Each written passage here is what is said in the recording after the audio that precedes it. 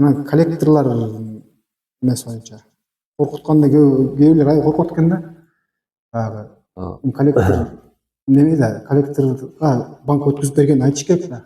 Ооба, ооба. Ушундай коллектор компанияга өткүзүп бердик. Ушундай да.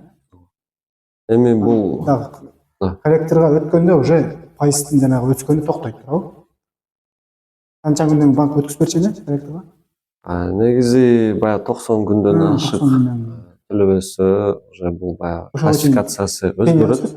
Өсүп туруп, анан кийин Негизи мисалы кредиттен баардык штраф пенялар 20%дан ашпаш керек да. 100 000 сом кредит алса, 20 000 сомдон ашпаш керек. Ушундай мыйзам бар.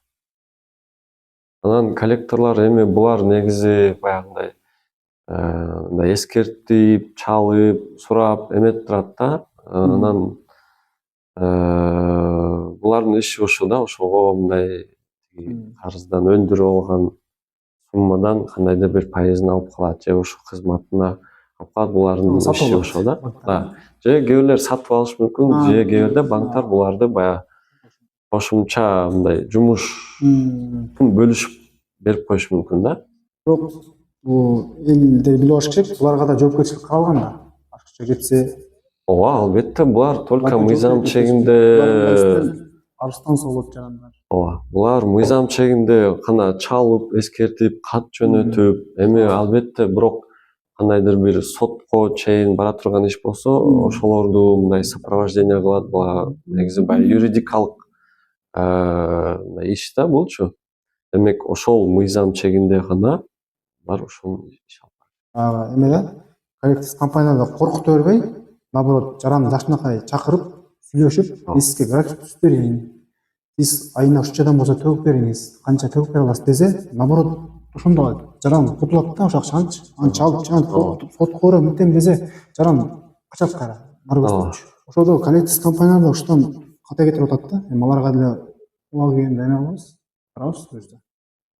Ошо аларга дагы баягы жарандар билип алсын, жоопкерчилик жүктөлгөн да.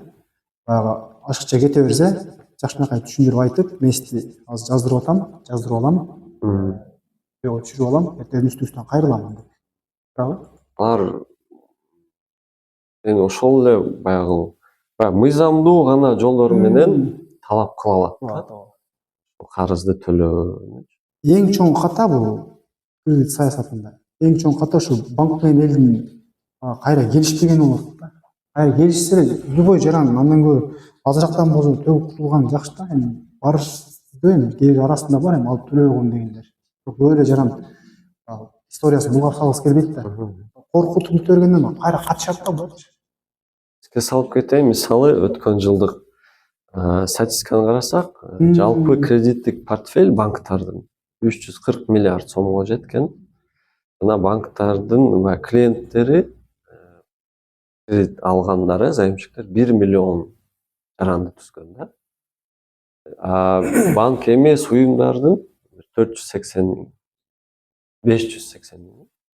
Демек 1,5 миллиондон ашык жарандын кредити бар. Анын ичинен 2-3% эле мындай